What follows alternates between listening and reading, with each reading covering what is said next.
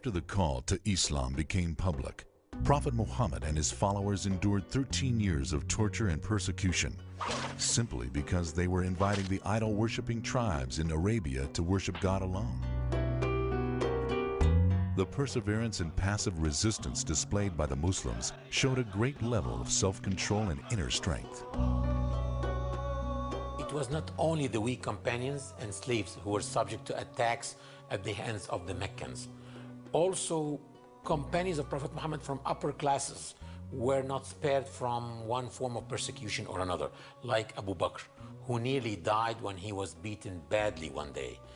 It is worthy mentioning that the very first martyr in Islam was not a man at all, but a woman, Lady Sumayya, who was jabbed with a spear by Abu Jahl, one of the leaders of Quraysh, which proves that even women were not spared from persecution and killing.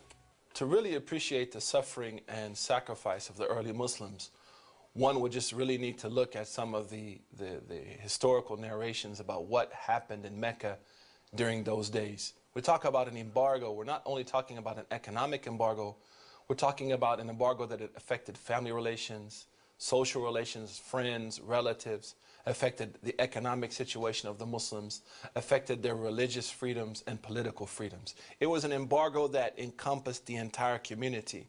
And we look back at some of the reports and we find people saying that they ate grass. Some of the Muslims like Sa'd ibn Abi Waqqas, he actually ate grass to survive. He had no food. We read the reports about children who were crying and screaming who had no food. And Muslims would go to their brothers' markets, fellow non-Muslims, and be refused to be sold food, even though the food was right there in front of them.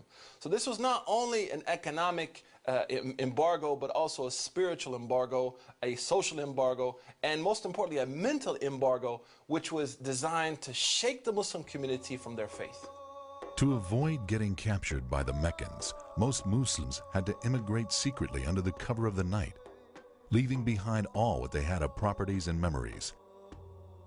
In Medina, 14 years after the beginning of the Prophet's mission, a revelation came from God permitting the Muslims to fight back. Permission was not given to them for more than 14 years, despite all of the killing of victims and the suffering they endured, because their hearts were not yet ready to perform jihad. The Quran gave permission to the Muslims to engage in combat with their persecutors for the first time. The Quran says, permission to fight back is given to those who are being fought because they have been wronged, and indeed, God is all able to give them victory. This verse is clear in defining combative jihad. This combative jihad is in response to aggression and oppression and seeks to establish justice, which is a supreme goal, not only in Islamic teachings, but in every civilization. Establishing justice is a supreme goal. If you lose your homeland, well, Islam is encouraging Muslims to fight back and regain their freedom. A lot of discussions and a lot of differences over why Muslims fight, what justifies a Muslim to carry arms against others. As a convert to Islam, definitely that was a question that I had. And in recent years, due to the events that we've seen all over the world and the tragedies and the killing of the innocents, I really had to do some soul searching. I was blessed to come and study in Al-Azhar University here in Egypt. In my 4th year of studies here, we actually studied an entire course on jihad.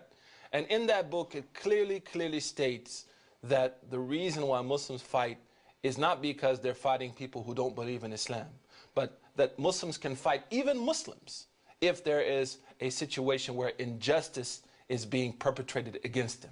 So the main reason for fighting in Islam, according to that text, which was written by a number of scholars, as well as the majority of classical Muslim jurists, is to repel injustice. Muslim scholars throughout history explain the rulings of combative jihad, depending on the two primary sources of Islamic legislation, the Quran and the Sunnah. The teachings of Prophet Muhammad mainly focused on two things. When it is allowed to go for combat, and if you go for combat, the do's and don'ts in combat. According to the Quran, especially in chapter 22, in verses 39 to 40, one ground for jihad is to protect places of worship, such as monasteries, synagogues, churches, and mosques. The Quran says, "For had God not decreed to repel some people by means of others, demolition would certainly have come to many monasteries, churches, synagogues, and mosques, in which the name of God is much mentioned in praise." Another reason for jihad is failure to establish justice through peaceful means. Combative jihad is allowed only if the establishment or restoration of justice through peaceful means has failed. The Quran says, "Yet if they incline to peace, then you should also incline to it." This is one of the main rulings in Islam, that Muslims cannot perform combative jihad if their enemy wants peace. And of course, peace doesn't mean just ceasefire. Peace means ceasefire, we are returning back your rights.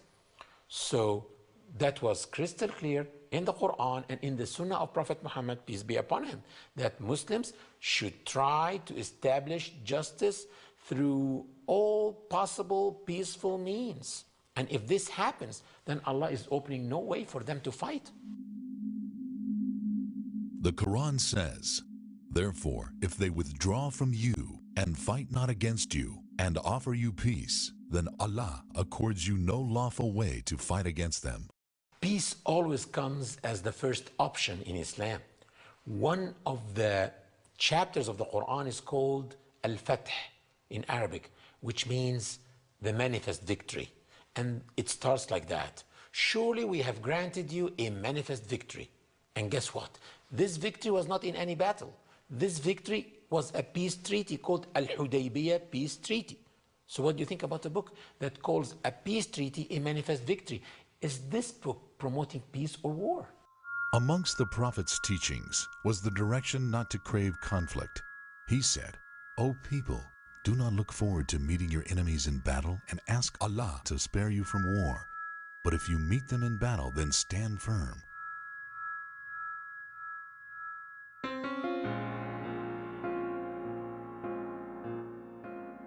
The right of a people to resist occupation by a foreign army is proving to be a powerful catalyst for many contrasting arguments in today's world. One main reason for combative jihad, specifically called qital, meaning fighting, is legitimate self-defense to stop aggression. Another reason for jihad is to resist occupation. One of the worst crimes that can occur to an oppressed people is the stealing and the taking of their land and property. Nearly in every ideology, the right of the oppressed people to stand up for their rights and fight the occupier is recognized.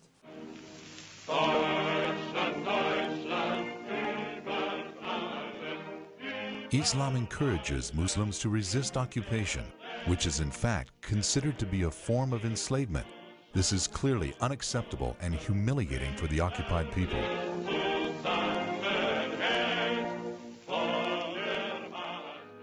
Resisting occupation is considered a duty and an essential human right in many cultures.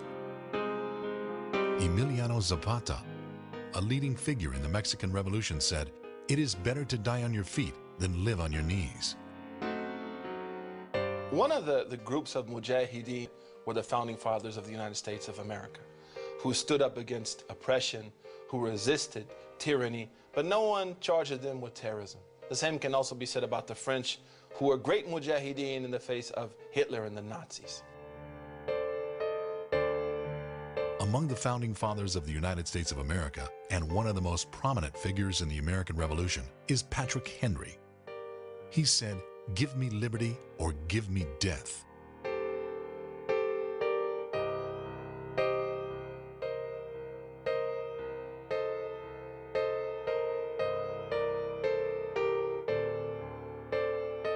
No one can blame the founding fathers of the United States of America in fighting and resisting for the sake of freedom. Also, no one can blame the French for resisting and fighting the Nazis. It's common sense. I think people have the right to resist occupation in a violent way under some circumstances. I think those circumstances held in the case of the American Revolution and created what became the United States. I think that the circumstances are where the foreign government, the foreign occupier, are abusing the population, and where there's a fairly broad consensus among the local population and the leaders of the local population that that is in fact occurring.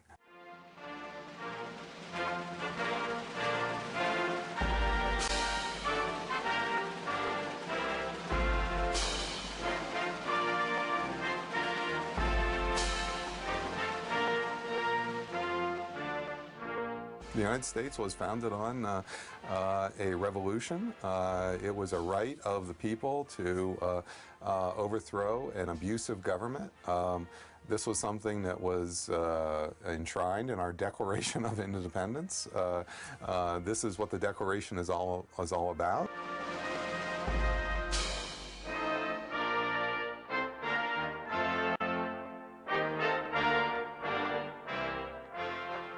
In occupied territories, it is plain there are going to be a community of individuals who are going to resist the occupation.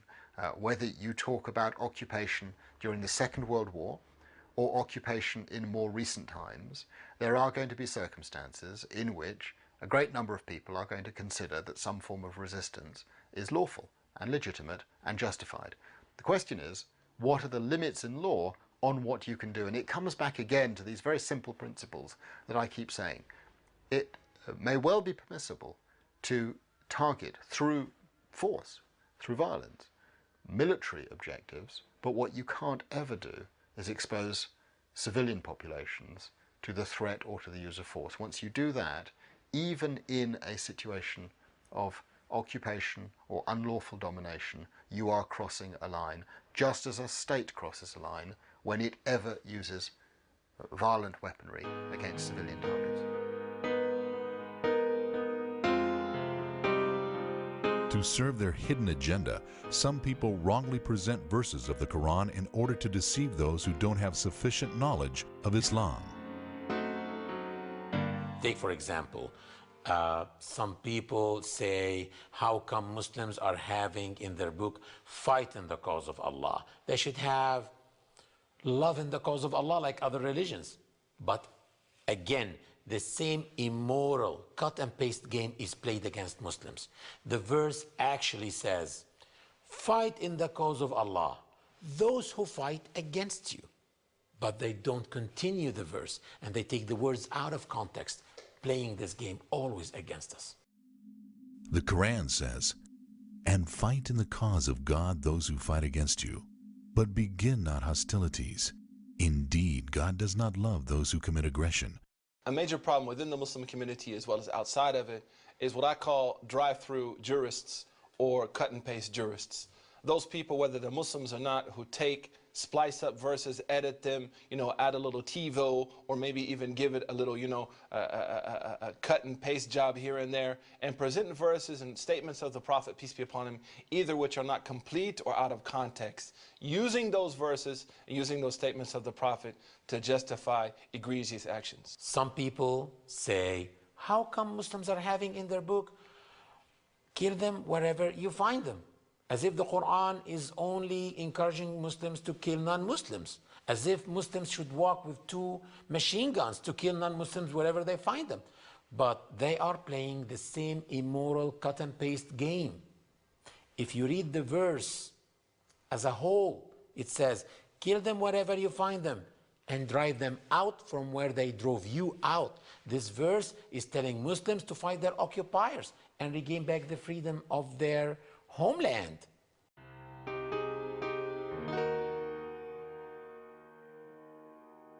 One of the clearest proofs that combative jihad is only to establish justice is that it is allowed for Muslims to launch jihad against Muslims too, if they are the transgressing party.